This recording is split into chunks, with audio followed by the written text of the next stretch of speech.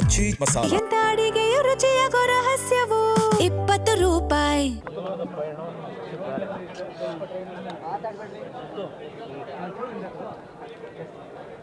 ಅವರು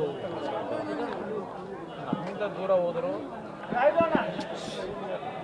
ನಾನು ಬದುಕಿರೋವರೆಗೂ ನಾನು ಬುದ್ಧಿಯಲ್ಲಿ ಜೊತೆಗೆ ಅವರ ಭಾವನೆಗಳು ಯಾವ ರೀತಿಯಲ್ಲಿ ಜೀವನ ಮಾಡಿದ್ದಾರೆ ಕೊಡಬೇಕಾದ್ರೆ ಶುರು ಮಾಡ್ತಿರಲ್ಲ ಮತ್ತೆ ನೋಡೋದು ಅದನ್ನು ಮುಂದುವರಿಸ್ಕೊಂಡು ಹೋಗ್ತಕ್ಕಂಥದ್ದು ನಮ್ಮ ಕರ್ತವ್ಯ ಇದೆ. ಕೊನೆಯ ಹಂತದಲ್ಲಿ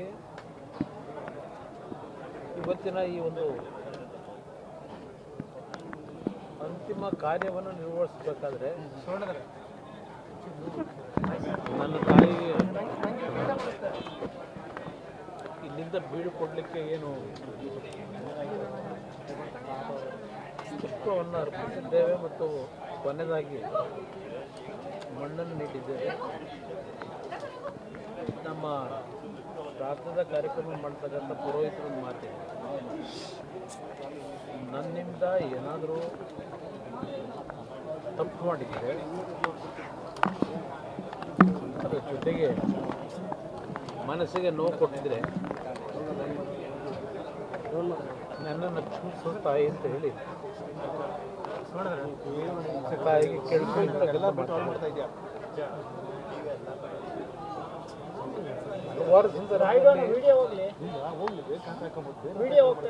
ಹರಿದೇನು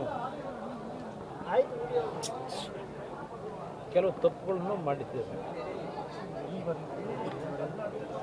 ಇವತ್ತು ಆ ಪದವನ್ನು ಬಳಸಿದಾಗ ನನ್ನ ಹೃದಯದಲ್ಲಿ ನನ್ನಿಂದ ಏನಾದರೂ ಒಂದು ತಪ್ಪುಗಳಾಗಿದ್ದು ನಿಮ್ಮ ಹೃದಯಕ್ಕೆ ನಾನು ನೋವು ಕೊಟ್ಟಿದ್ದರೆ ಕ್ಷಮಿಸ್ತಕ್ಕಂಥದ್ದಕ್ಕೆ ಬೇಡ್ಕೊಂಡಿದ್ದೇನೆ. ಆದರೆ ಇಂದಿನ ದಿನಗಳಲ್ಲಿ ನನ್ನಿಂದ ಏನಾದರೂ ನೋವು ಕೊಟ್ಟಿರ್ತಕ್ಕಂಥದ್ದು ಕೆಲವು ವಿಷಯಗಳಲ್ಲಿ ಮತ್ತೆಂದೂ ಅವರ ಆತ್ಮಕ್ಕೆ ನನ್ನಿಂದ ಅಪಚಾರ ಆಗದೇ ಇರ್ತಕ್ಕಂಥ ರೀತಿಯಲ್ಲಿ ನನ್ನ ಬದುಕು ಮುಂದಿನ ಭಗವಂತ ನನಗೆ ಕೊಟ್ಟಂಥ ಆಯಸ್ಸೇನಿದೆ, ಪ್ರತಿನಿತ್ಯ ಪ್ರತಿ ಕ್ಷಣ ನನ್ನ ತಾಯಿ ಯಾವ ರೀತಿ ಬದುಕಿದ್ರು ಅದೇ ಮಾರ್ಗದಲ್ಲಿ ನಡೆಯತಕ್ಕಂಥ ಒಂದು ಸಂಕಲ್ಪ ಮಾಡಿದ್ದೇನೆ. ಪ್ರಮುಖವಾಗಿ ಒಂದು ವಿಷಯದಲ್ಲಿ ನನಗೆ ಸದಾ ಹೇಳ್ತಾ ಇದ್ದರು, ಮನುಷ್ಯನಲ್ಲಿ ಕೆಲವು ಸಂದರ್ಭದಲ್ಲಿ ಆಗ್ತಕ್ಕಂಥ ವಿಷಯಗಳಲ್ಲಿ ಅವರು ನನಗೆ ಹಲವಾರು ಬಾರಿ ಸಲಹೆಯನ್ನು ಕೊಟ್ಟಿದ್ದಾರೆ.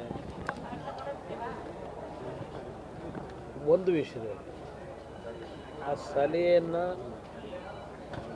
ಭಗವಂತನೇ ನನ್ನಿಂದ ನಾನು ಮಾಡಲಿಕ್ಕಾಗದೇ ಇದ್ದರು, ಭಗವಂತನೇ ನನ್ನಿಂದ ಮೊದಲೇ ನನ್ನ ತಾಯಿಗೆ ಶಾಂತಿ ಕೊಡಬೇಕು ಅಂತೇಳಿ ಅದನ್ನು ನನಗೆ ದಯಪಾಲಿಸಿದ್ದಾನೆ. ಅದರಿಂದ ಇವತ್ತಿನ ನನ್ನ ಒಂದು ಸಂಕಲ್ಪ, ಈ ಭೂಮಿಯಲ್ಲಿ ನನಗೆ ಇರ್ತಕ್ಕಂಥ ಕ್ಷಣಗಳು ಈ ನಾಡಿನ ಬಡವರೇನಿದ್ದಾರೆ, ಈಗಾಗಲೇ ನಾನು ನನ್ನ ಜೀವನದಲ್ಲಿ ನನ್ನ ತಾಯಿಯ ನಡವಳಿಕೆಯನ್ನು ಕಾರ್ಯರೂಪಕ್ಕೆ ತರ್ತಕ್ಕಂಥದ್ರಲ್ಲಿ ನಡ್ಕೊಂಡಿದ್ದೇನೆ. ಆ ವಿಶ್ವಾಸದಿಂದ ನಾನು ಹೇಳ್ತಾ ಇದ್ದೇನೆ. ಆದರೆ ನನ್ನಿಂದ ಹಲವಾರು ರೀತಿಯಲ್ಲಿ ನನ್ನ ತಾಯಿಗೆ ಸಂತೋಷವನ್ನು ಕೊಟ್ಟಿದ್ದೇನೆ. ಆದರೆ ಒಂದು ಸಂದರ್ಭ ಇವತ್ತು ನಾನು ನೆನೆಸ್ಕೊಳ್ಳೋದು ಬಯಸ್ತೀನಿ. 2006 ನಾನು ಮುಖ್ಯಮಂತ್ರಿ ಆಗ್ತಕ್ಕಂಥ ಒಂದು ಸನ್ನಿವೇಶ. ಅವತ್ತು ಪುಟ್ಟರಾಜ್ ಅವರು ಇಲ್ಲೇ ಇರಬೇಕು, ನಮ್ಮ ಜೊತೆ ಇಲ್ಲೇ ಇದ್ದರು ಬೆಳಗ್ಗೆಯಿಂದ. ನಮ್ಮ ತಂದೆ ನಮ್ಮ ತಾಯಿಯ ಒಂದು ಪುಟ್ಟರಾಜ್ ಅವರಿಗೆ ಕೊಟ್ಟಂಥ ಜವಾಬ್ದಾರಿ, ನಾನು ಏನೋ ಒಂದು ರಾಜಕೀಯ ನಿರ್ಣಯವನ್ನು ಮಾಡಲಿಕ್ಕೆ ಹೋಗಿದ್ದೆ, ನನ್ನನ್ನು ಕರ್ಕೊಂಬರ್ಬೇಕು ಅಂತೇಳಿ ಪುಟ್ಟರಾಜ್ ಅವ್ರಿಗೆ ಜವಾಬ್ದಾರಿ ಕೊಟ್ಟಿದ್ದರು. ಬೆಳಗ್ಗೆ 5:15 ಗಂಟೆಗೆ ಅವ್ರನ್ನ ಭೇಟಿ ಮಾಡಿದೆ.